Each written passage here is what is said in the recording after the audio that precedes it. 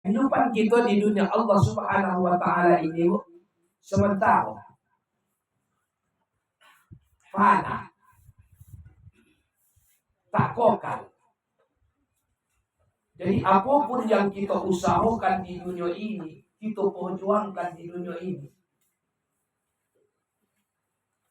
pasti akan kita tinggalkan.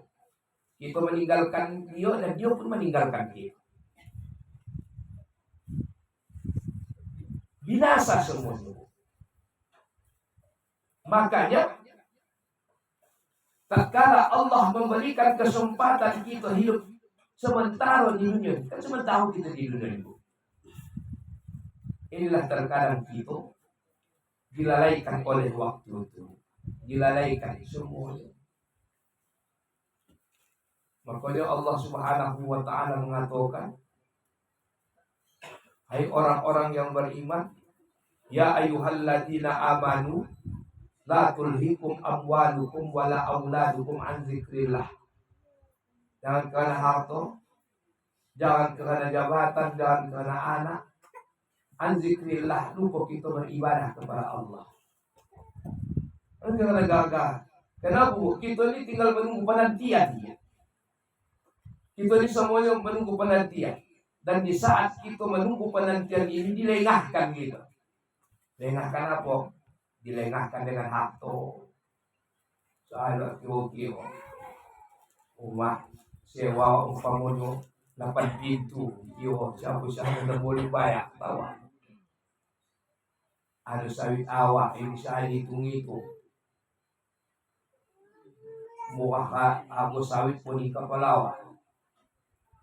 Tak beribadah awak, tak pun di kepala awak. Kerana anak, kerana cucu, ya kan? Lupa kita beribadah kepada Allah. Pasal bolahan bisa macam ini.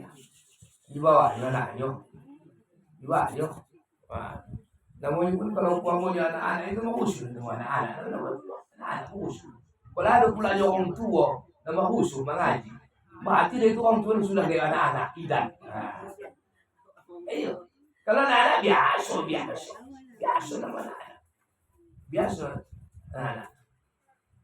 Sama dengan malam ketiga, menandukan malam ketiga tak jihad pula. Anak-anak itu jonti kan. Pada tahu saja orang tu malam ketiga datang orang tu. Semua naknya, situlah pulanya. Dan solat tu kalau ada anak-anak pun juga pelawak. Jadi hidup di dunia ini sementara, Bu. Ketika nanti kita menghadap Allah masuk ke alam kubur, apa yang selamanya ini kita kumpul-kumpul di dunia ini, tak akan kita bawa, Bu. Termasuk materi yang kita kumpul-kumpul selamanya ini, tak kita bawa. Kenapa?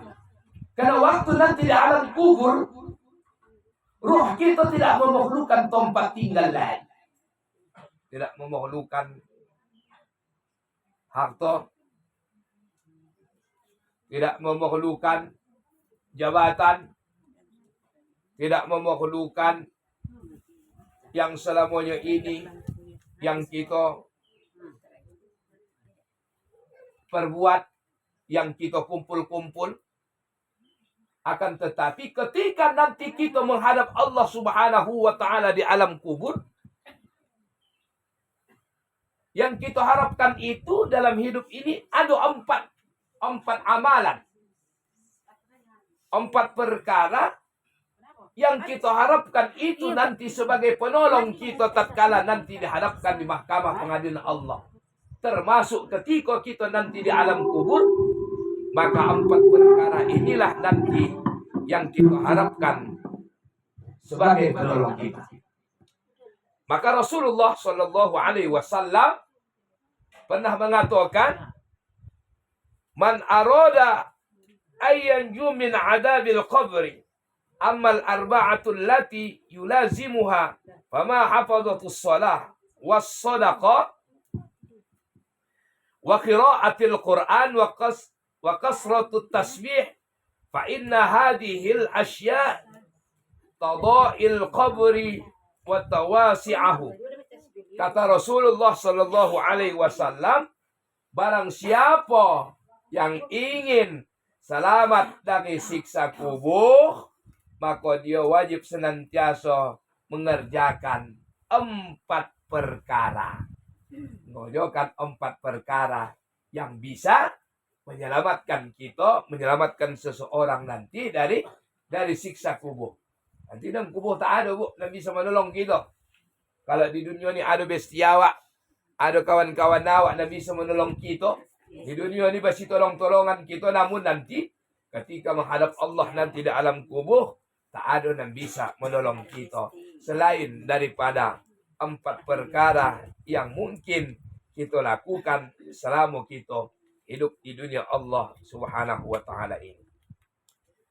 Apa yang 4 perkara itu? Kata Rasulullah sallallahu alaihi wasallam, yang pertama adalah kalau kita